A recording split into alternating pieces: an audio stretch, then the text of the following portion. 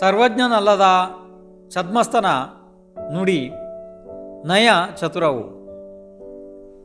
ಪ್ರಮಾಣವನ್ನು ಮರೆತ ಜೀವದ ಪ್ರಯಾಣ ಅನಂತವು. ಛದ್ಮಸ್ಥ ಅಂದರೆ ಜ್ಞಾನಾವರಣ ಮತ್ತು ದರ್ಶನಾವರಣದಿಂದ ಆವೃತ ಜೀವ. ಇದನ್ನು ಎರಡು ಪ್ರಕಾರ ಹೇಳಲಾಗಿದೆ. 4ರಿಂದ 12ನೇ ಗುಣಸ್ಥಾನವರ್ತಿ ಜೀವ ಛದ್ಮಸ್ಥ, ಅಥವಾ 1ರಿಂದ 12ನೇ ಗುಣಸ್ಥಾನದವರೆಗಿನ ಜೀವ ಛದ್ಮಸ್ಥ. ಇರಲಿ, ಇವರ ನುಡಿಗಳು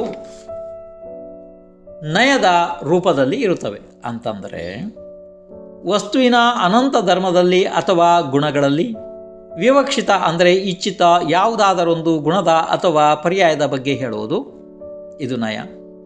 ಇವುಗಳಲ್ಲಿ ನಿಶ್ಚಯ ನಯ ಮತ್ತು ವ್ಯವಹಾರ ನಯಗಳೆಂದು ಎರಡು ಮುಖ್ಯ ಭೇದಗಳಿವೆ. ಎರಡರೊಳಗಡೆ ಮತ್ತೆ ಅನೇಕ ಭೇದಗಳು ಇದ್ದಾವೆ. ಇರಲಿ, 5 ಪ್ರಕಾರದ ಸಮ್ಯಜ್ಞಾನಗಳು ಪ್ರಮಾಣ ಇವೆ. ಆದರೆ 4 ಜ್ಞಾನಗಳು ತನ್ನ ಶಕ್ತಿ ಅನುಸಾರವೇ ಪ್ರಮಾಣ ನಯಗಳನ್ನು ತಿಳಿಯುತ್ತವೆ. ಆದರೆ ಕೇವಲ ಜ್ಞಾನದಲ್ಲಿ ನಯಗಳ ಅವಶ್ಯಕತೆಯೇ ಇಲ್ಲದೆ ಒಂದೇ ಸಲ ಸಂಪೂರ್ಣ ದ್ರವ್ಯ ಮತ್ತು ಪರ್ಯಾಯಗಳನ್ನು ಅದು ತಿಳಿಯುತ್ತದೆ. ಇದನ್ನು ತಿಳಿಯದ ಜೀವ ಜಿನೇಂದ್ರರ ಕೇವಲ ಜ್ಞಾನದ ಶ್ರದ್ಧೆ ಮಾಡದೆಯೇ ತನ್ನ ಸಾಂಸಾರಿಕ ಪ್ರಯಾಣವನ್ನು ಅನಂತವಾಗಿಸಿಕೊಳ್ಳುತ್ತದೆ.